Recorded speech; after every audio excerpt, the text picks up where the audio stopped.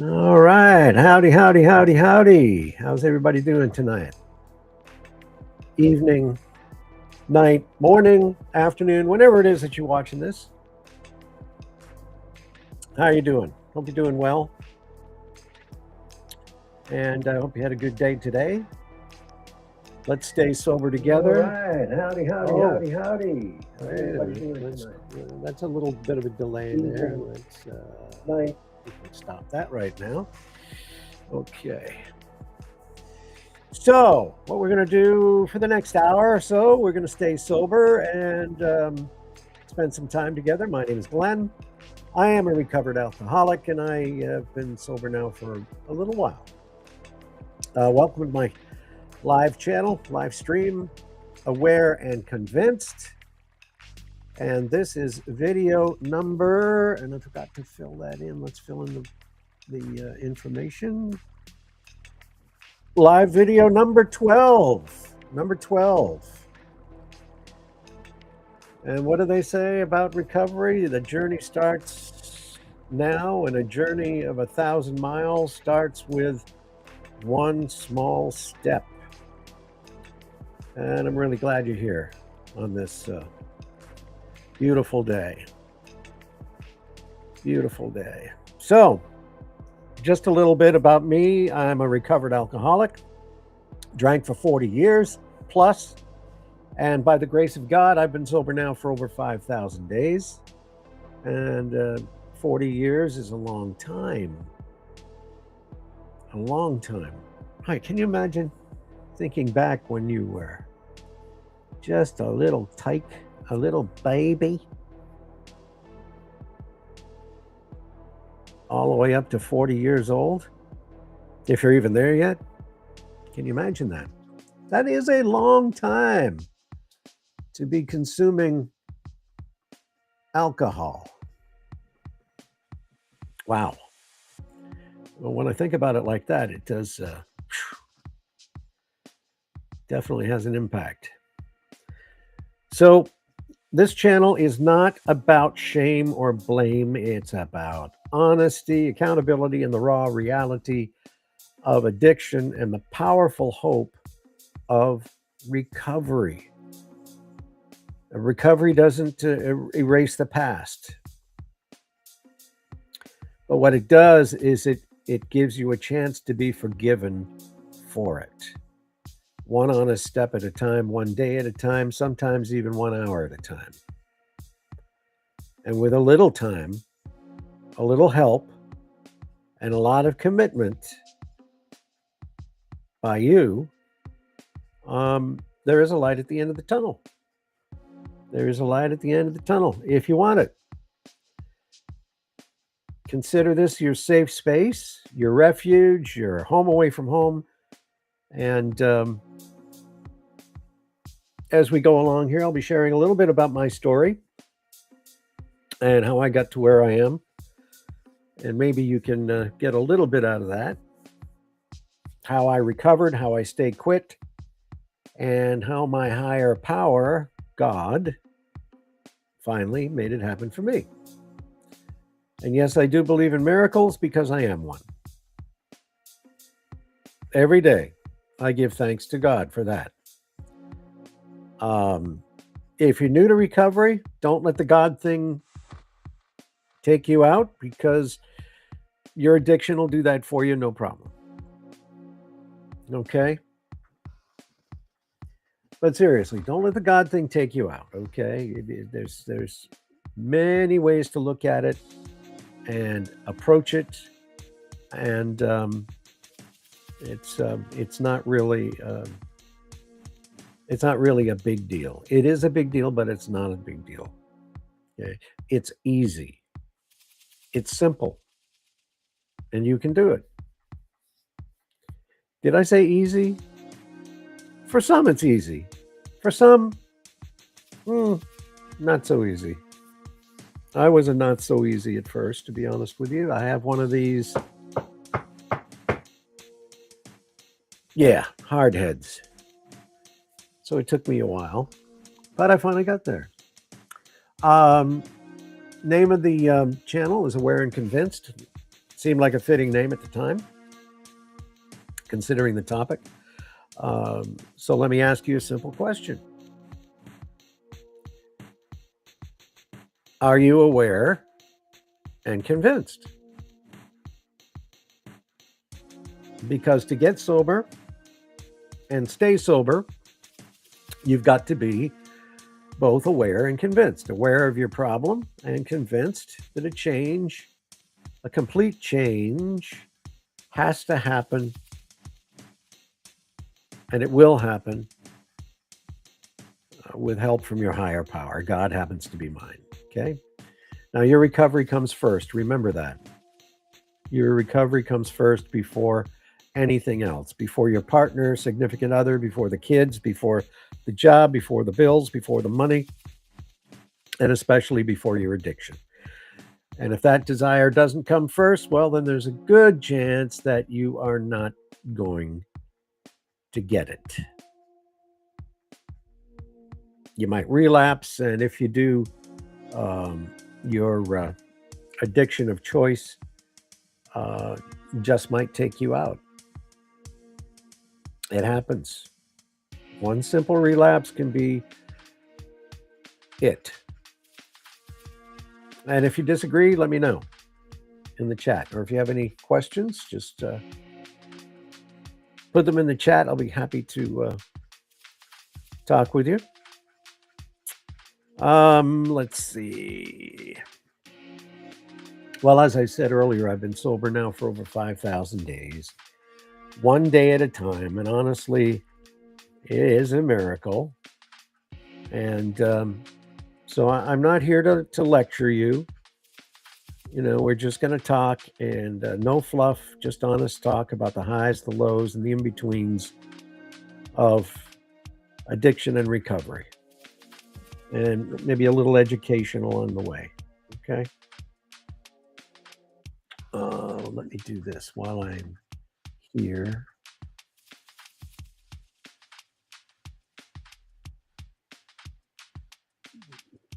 Okay.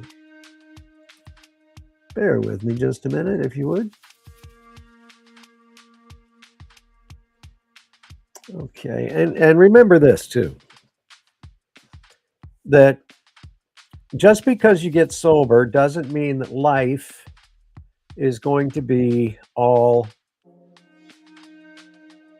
sunshine, unicorns, and rainbows and sugar cookies. I threw that in there. You know, just because you're clean and sober, life is not perfect by any means.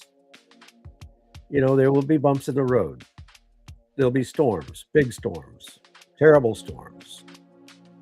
And life can get hard, really hard. But through it all,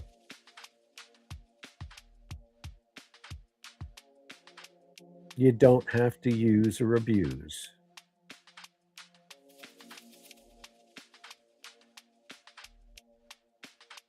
I don't do it anymore, and I won't. And that's the one thing that I won't compromise on in my life.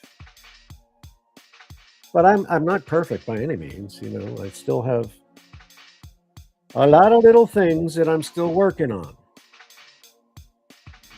I am still a work in progress. Now,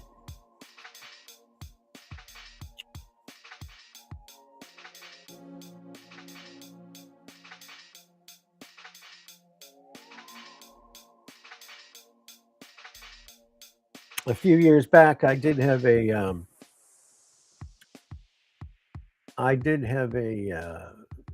spiritual experience, and that spiritual experience completely changed me. Now, that experience, along with a 12-step program, saved my life. And that's when I finally shut the door on drugs and alcohol for good. For good. Just know it's possible and believe. Okay? Believe. Miracles can happen.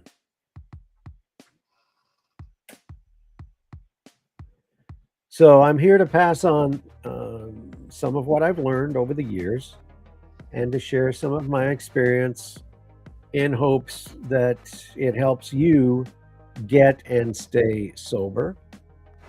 Whether you're new, you're struggling, maybe you're just stalled out in recovery, I hope that I can give you a little boost here. A little boost, a little faith, a little push, a kick in the butt, maybe even a laugh or two. Just keep going. Keep moving forward, because for us addicts, and alcohol is a drug, and I was addicted to it, it's too easy for us to go backwards. So keep moving forwards. Move forward. I believe you can do it. I believe we can do it together. And whether it takes one day at a time or 1 hour at a time or one video at a time, we can do it. Because, being sober is going to change your life forever. It's fantastic. It's unbelievable. And you live a lot longer and happier life too.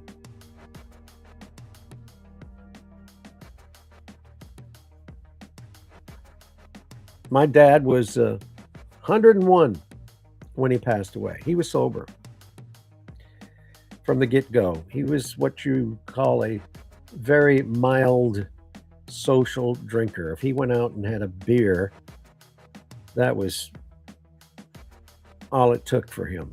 He was done. God bless him for that. I didn't pick that particular characteristic up from him. I wish I had. But he lived till 101, 101.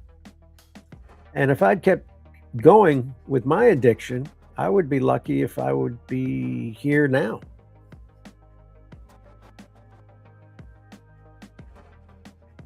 So put that in perspective with your own addiction, your own issues. Because you and I both know what happens. Consequences, that one of my favorite words.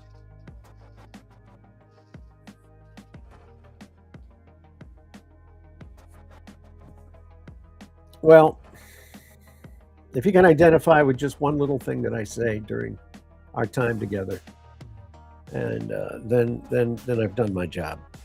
If it will help you get a little bit closer to total recovery, total sobriety. And it doesn't matter what your addiction is, whether it's drugs, alcohol, food, porn, money, job. Yeah, you can get addicted to your job too. Stick around. Okay? Stick around. This live channel's for you. This is our journey. And if you're just visiting, just hit the like and subscribe button, and that way next time I come on, you'll have a little notification when you ring the bell, ding the bell, and you won't miss anything. And it'll help me get this out to other people too, more people. Okay. All right.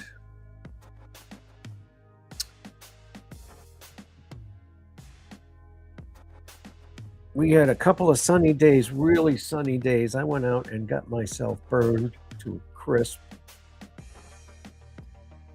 And it took me a week just to get over that, put my face back together.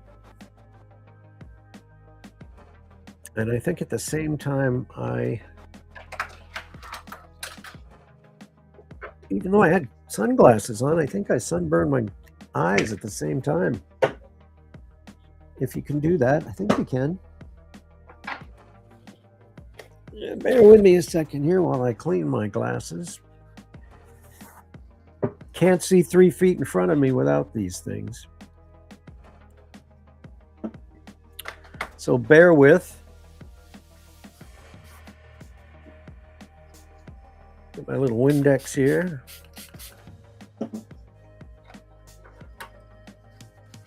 Yeah, crazy.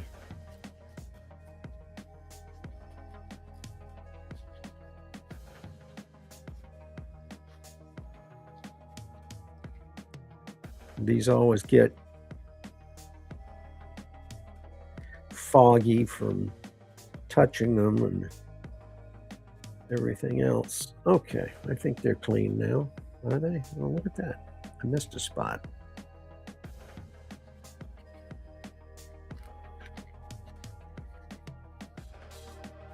This one. You can watch me clean my glasses. Isn't that exciting, huh? There we go. That's a lot better. Yeah. Now I can see 3 feet in front of me.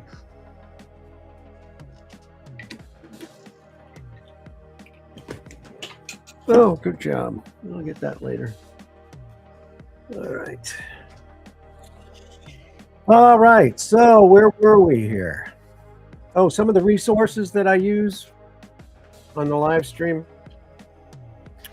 is the Life Recovery Workbook, which is excellent, excellent. And you can pick this up in Amazon, of course. I wonder if there's a book or a magazine, I shouldn't say magazine, a booklet or a training magazine or small book or large book. I wonder if there's any kind of printed material out there that Amazon doesn't carry. Published material, I guess I should say. So we use the Life Recovery Workbook. We use, of course, the big book, Alcoholics Anonymous. It's a hardcover version. They're all available on Amazon, of course. And we use NA books, Big Blue Book, NA. And last but not least, we use the Celebrate Recovery Study Bible.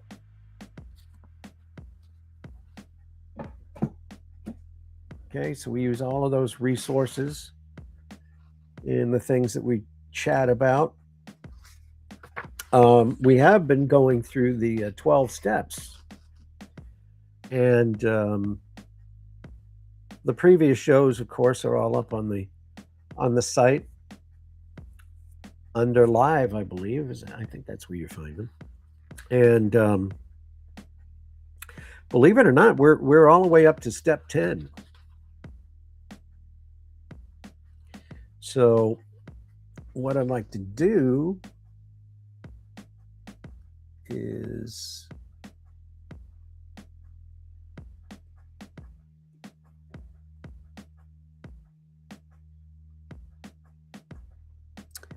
there we are. What I'd like to do is go over to step 10. We continued to take personal inventory, and when we were wrong, we promptly admitted it. Interesting. Let's see. What about it? All right, quick question. Have you ever, did you ever catch yourself in the middle of saying something and then realize right there, uh-oh, that's wrong. I shouldn't, I shouldn't have said that. Not later on, not after the damage is done, but right at that moment after it comes out, and you go, uh-oh, I goofed.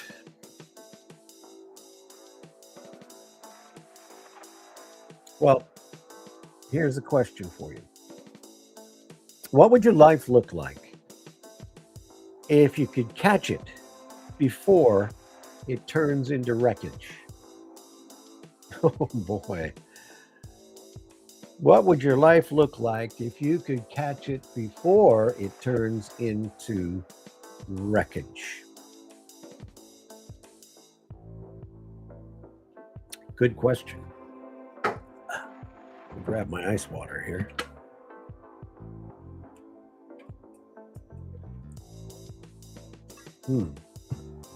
Good question. All that wreckage, unnecessary. Okay, so picture this. It's late. Not the middle of the night late, but that quiet hour when the day is almost over and your defenses are down. You had a long day. Someone said something that rubbed you the wrong way. Now maybe it wasn't even that big, but it stuck. And now you're replaying it over and over in your head. Oh, how many times have you done that? You know, you're in your kitchen or the car, or maybe just sitting in silence, and that thought creeps in. Oh, that son of a gun. He doesn't. Son of a what? Yeah, gun. He doesn't respect me, or she. I should say something. I should set them straight right now. And before step 10, before recovery, that thought doesn't just stay a thought. It becomes a reaction. You do react. Most people do. Most people. You know, it becomes a reaction. It becomes a tone, a text message. Yeah. Oh, yeah. Could become a look. You could make a decision based on that false idea up there. And before you realize it, if you're in recovery already and you have that happen, you're off the track again. You're going off the path. Okay? Off the path.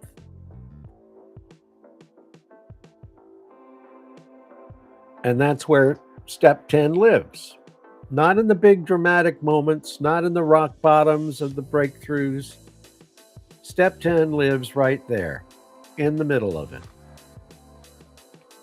Step 10. Continue to take personal inventory, and when we were wrong, promptly admitted it. What's wrong with that? Pretty simple, but not easy. Because step 10 isn't something you visit on occasion. It's something that you live every single day. Personal inventory, and when you're wrong, you promptly admit it. That's really easy. It really is. It really is easy.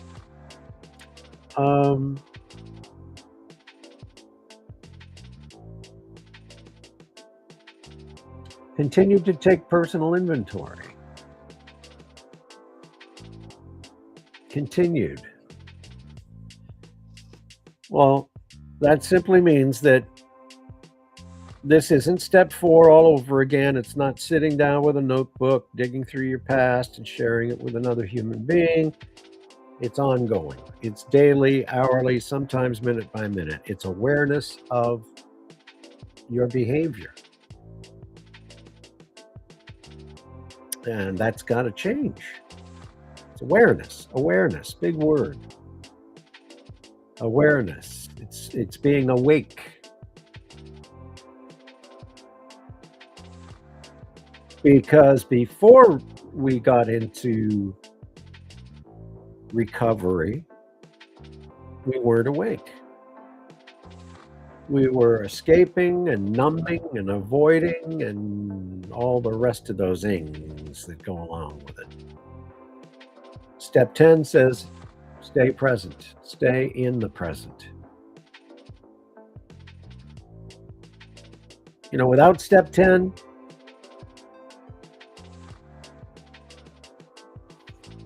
taking that inventory, you wake up already irritated in the morning. First thing you do when you open your eyes, you're irritated. You know, grab that cup of coffee before work, a little breakfast, whatever. You're still agitated. You're still thinking about what happened yesterday. How am I going to get even with them for what they said about me or what they did?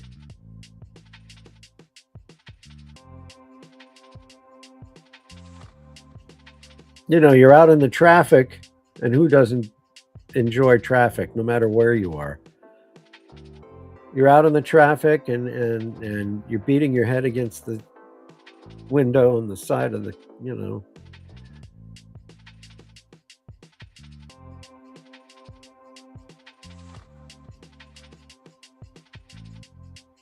And you don't stop that behavior right there. You continue the behavior and you justify it. I'm right, they're wrong. I deserve to feel this way. Right. And maybe you do, but here's the problem.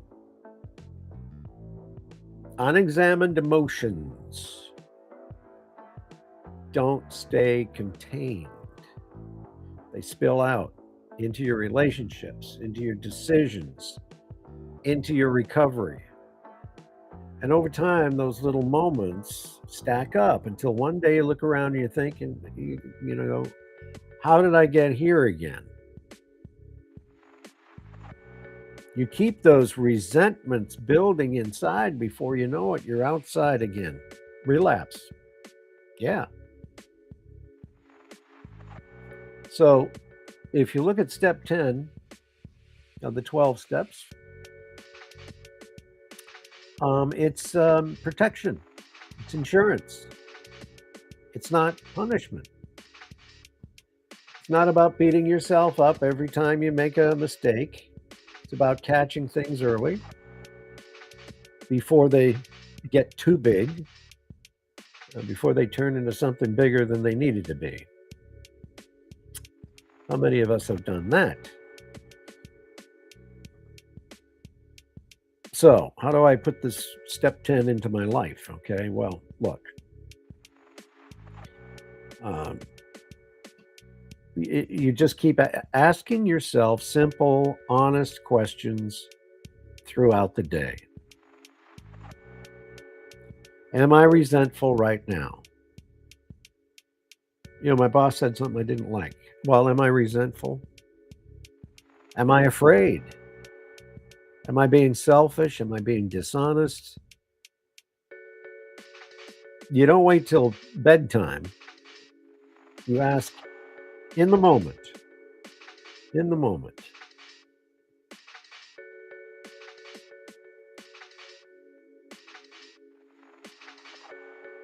So if something does happen to you, somebody says something you don't like or does something you don't like, and you want to say something back, hold on, take a pause before you do anything. Take a pause.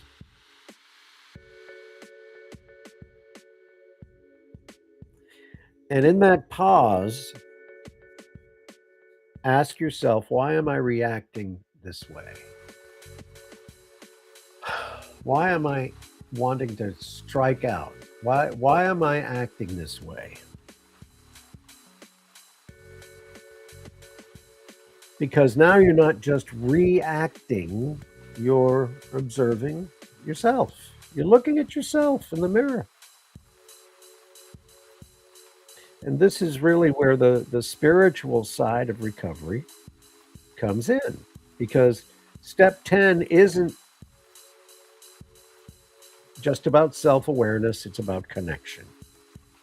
Connection to something greater than your impulse. Conscience, maybe? God, maybe? The Bible says, James 1:19, New International Version says, everyone should be quick to listen, slow to speak, and slow to become angry. Well, step 10 is that verse in action in the 12 steps of recovery.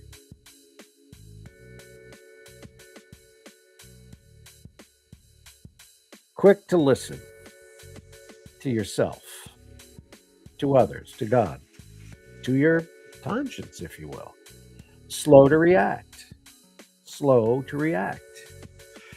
It can save you a multitude of problems. But, it is hard. It's not easy. Can be easy. The further you get along in recovery. But in the beginning, it's not easy. It's hard because most of us spend years doing just the opposite. We're quick to react. And do I fall back into that sometimes? Oh, yes. Oh, yes. When my button's pushed, I have to be really careful and zip it. Back in the day, we were quick to react, quick to defend, and then quick to escape. And slowing down in the beginning feels very uncomfortable, unnatural. Because when you slow down, you feel things. And feeling things used to be the reason that we wanted to bury them, run away from them.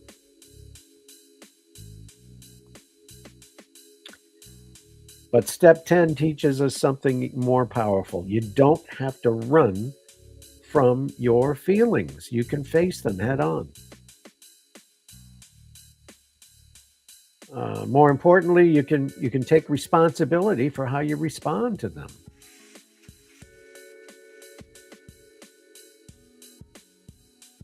There's another verse that fits perfectly right here, and that is 1 Corinthians 10:13.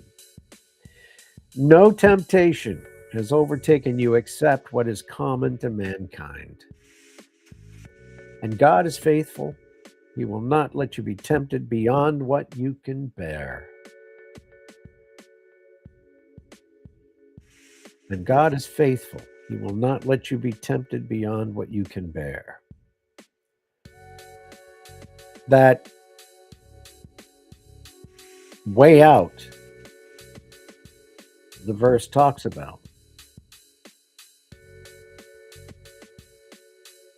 A lot of times it's that pause, that moment of awareness, that split second where you choose differently. Now, what if you say, the heck with this? Well, what happens if you don't do it? Because it's not always immediate. You don't explode every time. Sometimes it's quieter. You hold on to the resentment for a while. You replay the conversations. Oh, gosh, yes. And you build stories in your head about people, and those stories start to feel real, even though it's not real. And slowly you begin to drift, not all at once, but a little bit at a time, until your peace is gone and you're ready to go backwards instead of forwards. Now, if you do happen to practice step 10 daily in your daily life, you catch things a lot earlier, you let go faster, you stop carrying these things around that don't belong to you. Maybe most importantly, you stay right-sized.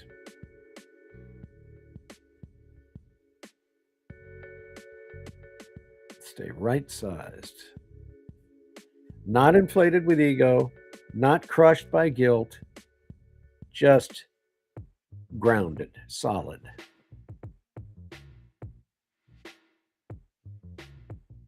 So, with all that being said, here is a simple way to live step 10. Number 1, awareness. Notice what you're feeling. When you start getting those negative vibes, notice what you're feeling.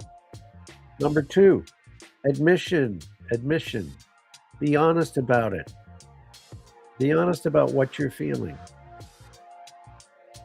Be honest to yourself. And number three, action. If you're wrong, make it right quickly.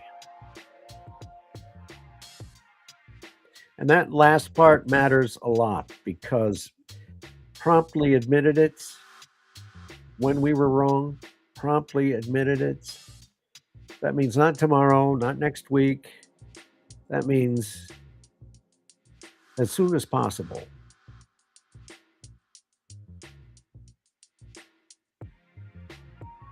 As soon as possible. Now, here's an example. You snap at somebody for whatever reason. You're busy working a project or you're doing something and somebody comes over here and just give me a minute. Well, immediately you feel that. You feel that inside. And the old pattern says, well, just justify it. Justify it. I did that because I was working too hard. No. Step 10 says fix it now. So you go back and you say, hey, listen, that wasn't right. I shouldn't have jumped all over you like that. I apologize. No speech, no, big deal. That's it. I wasn't right. I apologize. As soon as you do that, something shifts in you. Not the relationship so much, but something shifts in you.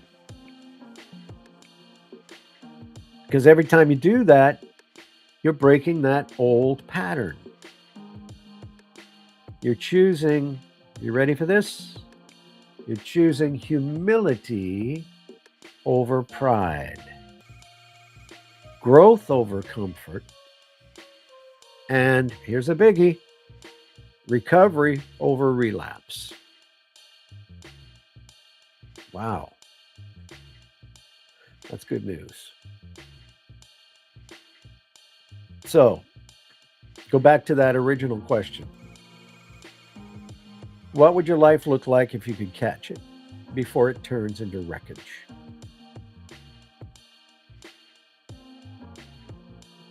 Well, the answer is most likely my life wouldn't be perfect. I'd still feel anger, fear, and frustration sometimes about different things. However, starting on day one, I'm not going to let those feelings control me.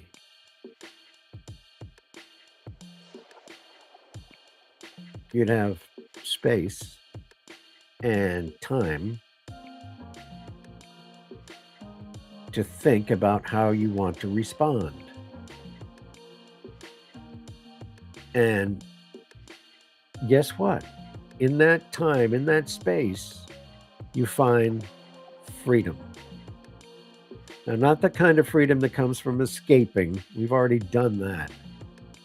But the kind that comes from finally being able to live awake,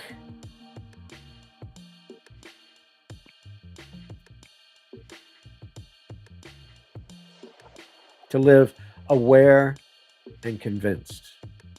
How about that? Step 10 is not about becoming somebody new so much. It's about staying connected to the person you're becoming. And that becoming happens over time.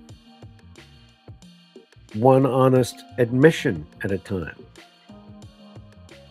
Yeah, I screwed up. I do apologize for that. I shouldn't have jumped over you. I shouldn't have accused you of this. I shouldn't have accused you of that. I'm at fault for that. So, bottom line is don't try to fix everything. Just keep your eyes open, watch, notice. When you hear it or see it or feel it, pause. Take a pause. Who was that? The pause that refreshes? Which one? Which drink was that?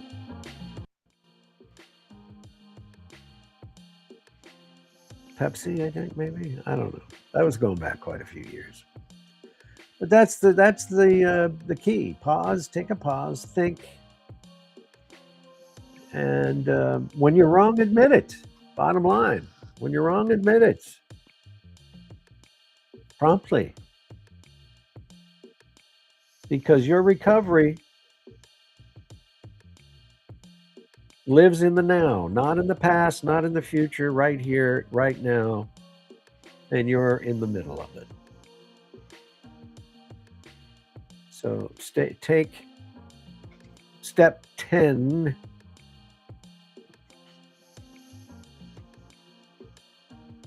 to heart. We continue to take personal inventory, and when we were wrong, promptly admitted it. Okay?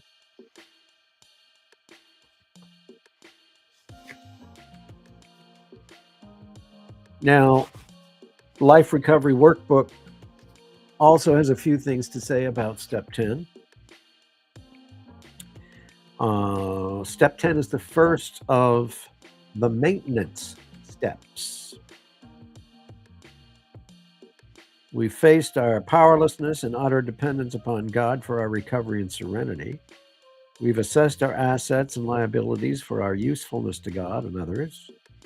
After clearing away the debris left by the effects of our addiction, we're ready to accept that the underlying principle of working these 12 steps is spiritual character building rather than comfort and convenience.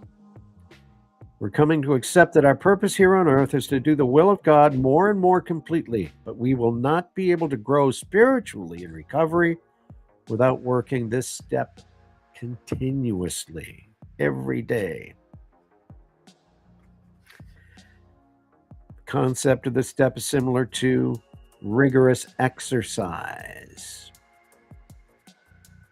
For many of us, guilty, physical exercise is hard to do consistently. It is. I haven't been going to the gym lately. I've got to do something about that. We may complain that it seems boring and tedious to continuously take personal inventory. It may also seem tedious and needless, a real downer when we want to enjoy our recovery. Well, these are defects of ego and pride that are part of our sinful nature. The disease of addiction can use them to keep us from long-term recovery. Oh, true.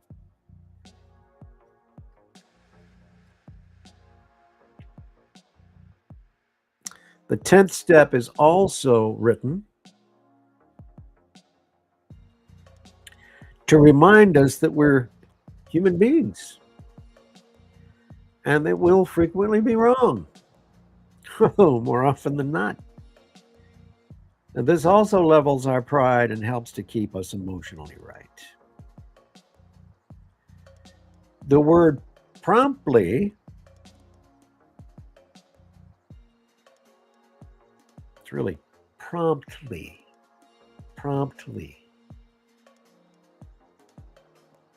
Say it with precise diction.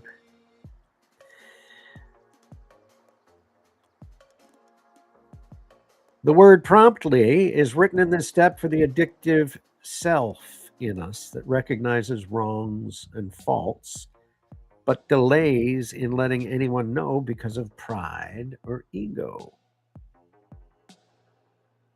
My ego was so big I couldn't fit it in the room. If we promptly correct ourselves,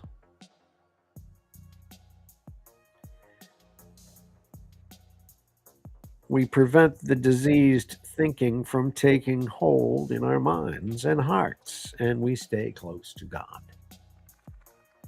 In the book of James, healing is said to occur when we confess our sins to one another.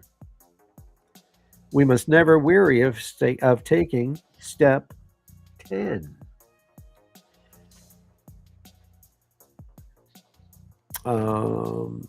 Each day we can do spot check personal inventories and push toward spiritual growth. This diligence allows us to achieve continuous sobriety and serenity.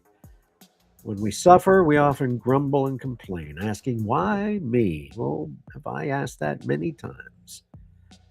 We may resist having to take inventory of ourselves again, but admission of faults and willingness to correct our wrongs brings eternal rewards in the spirit realm. After achieving sobriety and being clean for a time, we all want that, we may think that all our other defects should be taken care of all at once. Well, this would mean that we have no sin and we're fooling ourselves. Continuing to take inventory and admitting our faults allows humility to grow.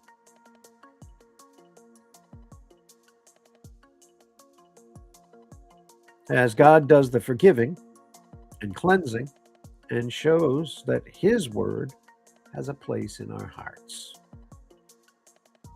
Where our addiction once made us oblivious to our wrongs, sins, our conscience is being restored. God's word lives in us, and we recognize our need for Him. The continual loop of self-examination and the development of humility propel us into greater serenity and deeper connection with God, self, and others. So the bottom line in step 10 is take personal inventory constantly, and when you screw up, admit it.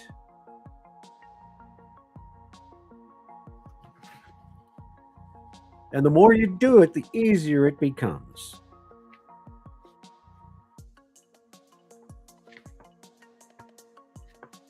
And when it comes to my addiction, alcohol,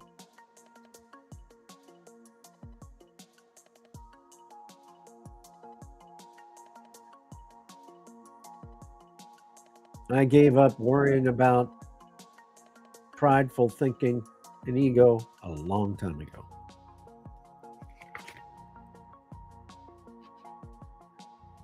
That will get you nowhere if you're stuck being prideful, egotistical.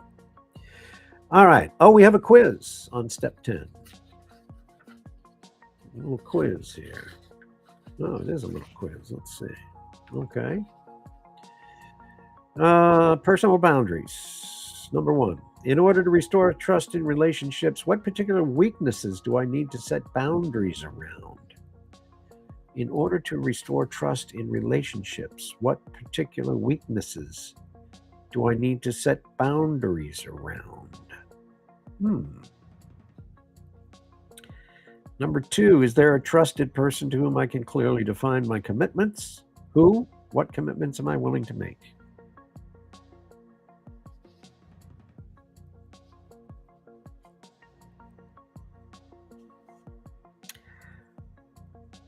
Repeated forgiveness. Number 1, do certain behaviors and character defects that show up in my step 10 inventory point to a pattern? Which ones? What is being revealed about me? Number 2, am I having trouble admitting these promptly and forgiving myself? Good point. You do have to forgive yourself. Number 3, do I give myself grace? Why or why not?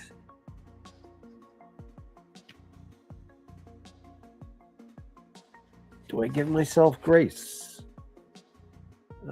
Let's see, bear with me a moment.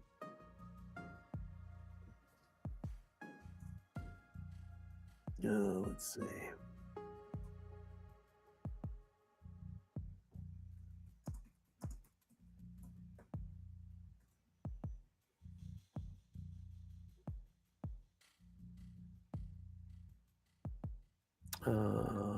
Let's see. Bear with me.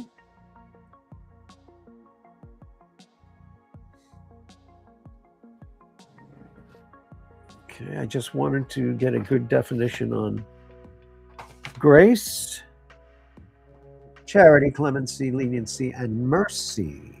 Mercy, that's very fitting. Mercy. Okay. Hang on. Just a momento.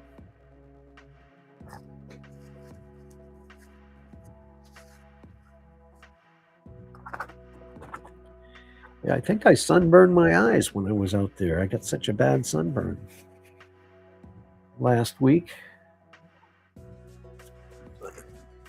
Eyes have been bothering me for a little bit. Okay. Do I give myself grace? Why or why not? Dealing with anger. Number one, what is my first response when I'm angry? Lashing out? Avoidance? Covering up? Number two, how is anger dealt with in my family? Whoa, that's a good one. Father, mother, siblings, spouse. When I'm angry, can I promptly admit it? Why or why not?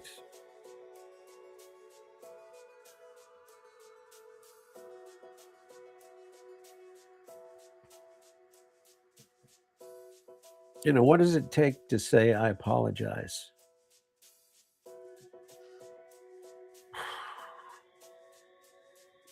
Nothing. It's a word. It's a word.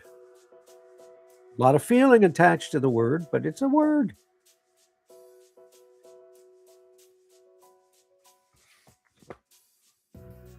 Spiritual exercises. And again, this is from the Life Recovery Workbook, which is available on Amazon.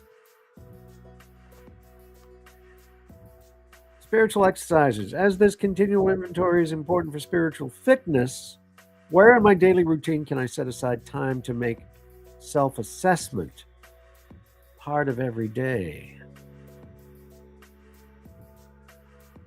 I think I do that in the morning. Yeah, I do that in the morning. Do I have any resistance to evaluating my defects daily? What are my objections? What do I fear? Excuse me. An example of a simple daily personal inventory. Where have I been selfish, dishonest, fearful, inconsiderate, or proud? Good questions. What have I done right today? That's a good one. What have I done right today? What do I need God's help with tomorrow? Good questions.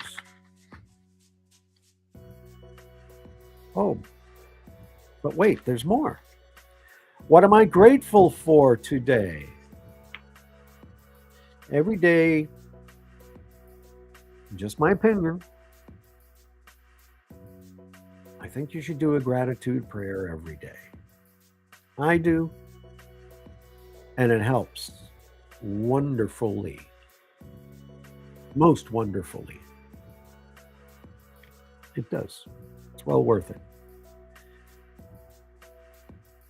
Perseverance. Number one, how do I see my recovery as a war against addiction and as a fight for my soul? Wow.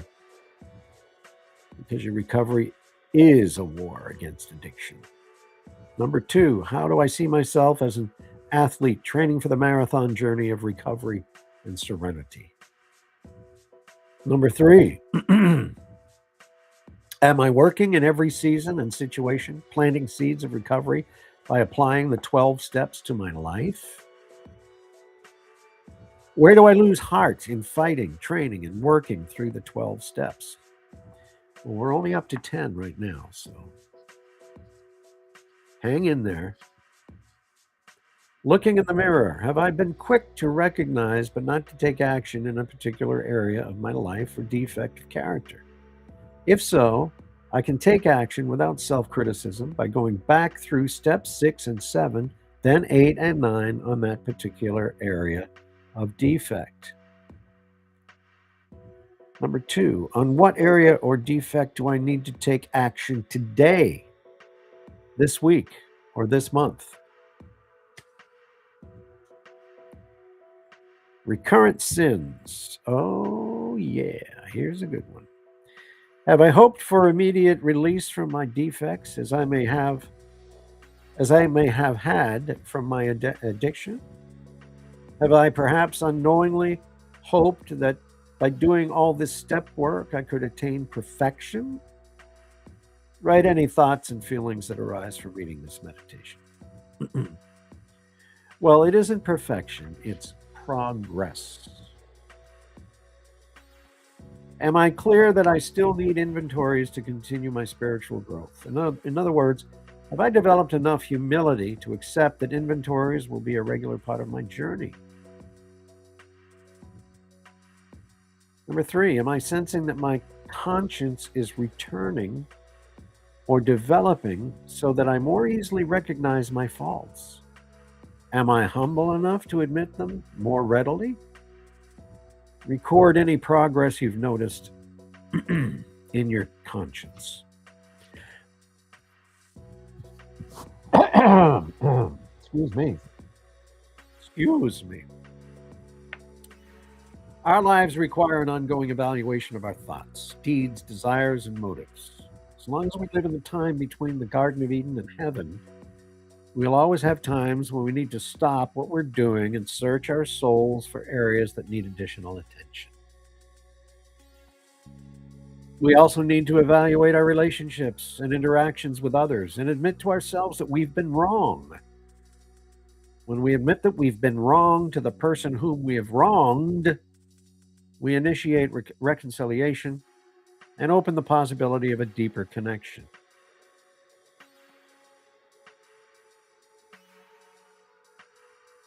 When we admit that we've been wrong to the person whom we have wronged, we initiate reconciliation and open the possibility of a deeper connection. That could be you. That is you. Could be someone else too, but it definitely is you. Admission of a wrong is not evidence of a lack of recovery or weak recovery.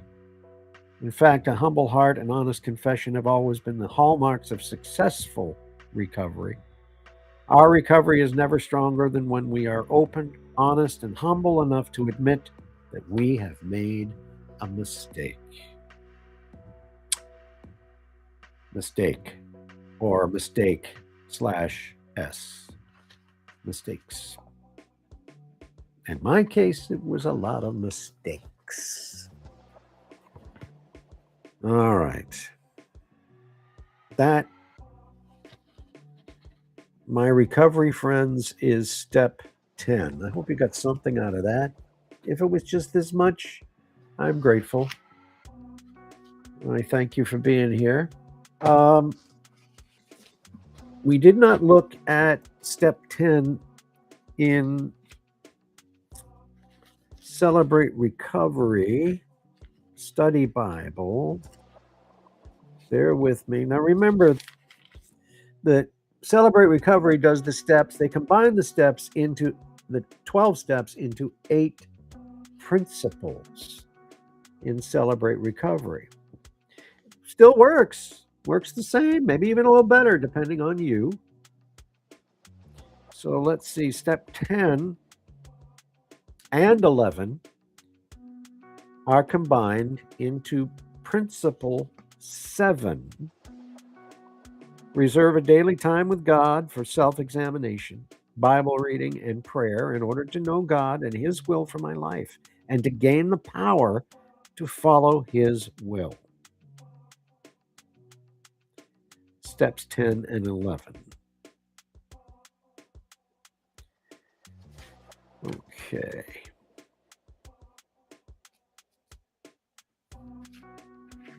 And that's principle 7. That's principle 6. Where's principle 7? Must be on the next page. Principle 7. When we get to principle 7, we've arrived at an important junction. We've already traveled a long way on our road to recovery. Our journey so far has required facing our denial, surrendering our lives to Jesus Christ, taking an honest look at our lives, listing, confessing, and sharing our wrongdoings, being humble enough to allow God to make major changes in us, become willing to forgive or make amends, offering for our forgiveness to those who have hurt us, and making amends for the harm that we've caused others. We've come to understand that we could never have made it this far on our own steam. In fact, the only reason we've reached this point is that we made a decision way back in principle 3, which is step 3. Bear with here. Step 3, where are they? Oh my goodness.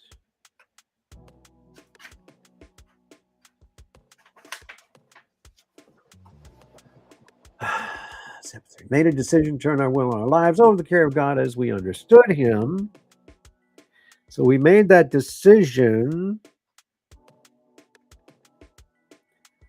and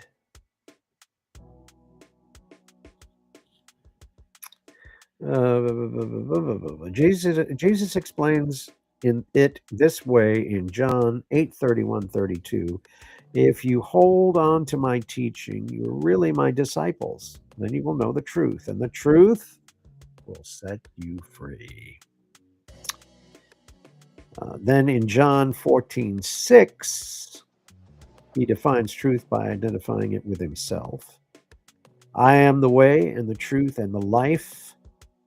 No one comes to the Father except through me. We've been set free from our habits because of the truth we've invited into our hearts. Step 10, we continue to take personal inventory, and when we were wrong, promptly admitted it.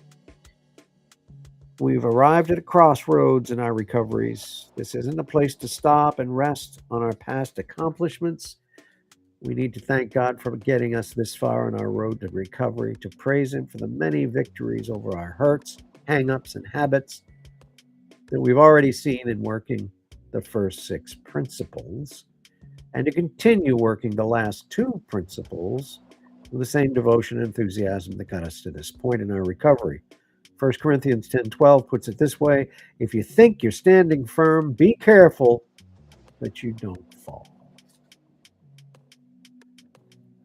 Most recovery material refers to steps 10 through 12, principles 7 and 8, as the maintenance steps. It's certainly true that in these principles we'll live out our recoveries for the remainder of our time here on earth, one day at a time. But we need to do much more than just maintain our recoveries. We need to continue to grow them. In Principle 7, we desire to grow daily in our new relationships with Jesus Christ and others, instead of attempting to be in control of every situation and every person with which we come into contact, or instead of spinning out of control ourselves. We're starting to exhibit self-control, living the way God wants us to. Remember that self under control is what we're initially seeking, but that self under God's control is what we're ultimately striving for. Oh, yeah. All right, that's a little bit of Celebrate Recovery Study Bible. And again, available on Amazon and a wonderful resource. Fantastic. Okay, and on that note, which is somewhere around the G sharp, we'll say have a great day, evening, morning, wherever you are, and wherever you are in your recovery. Stay focused on it. Don't get sidetracked, okay? Remember 3 pillars of sobriety: trust God, clean house, help others. Take care for now. And remember, until next time, that somebody out there loves you. We'll see you next time around.